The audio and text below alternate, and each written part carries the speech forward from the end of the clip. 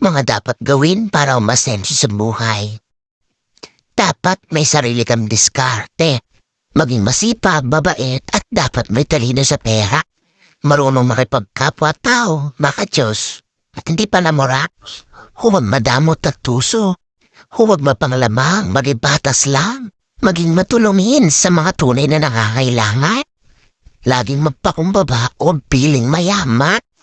Huwag magyabang sa kung anong meron ka. Huwag puro bisyo at sugal. Dahil kapag nasa iyong mga katangian yan, ang bilis ng pasok ng pera, maniwala ka. Kahit kaingkitan ka pa nila at hilahin pababa, they will never win. Dahil ang tao may mabuting puso, ang nasa itaas ang gagawa ng paraan para iangat ka at iangat ka.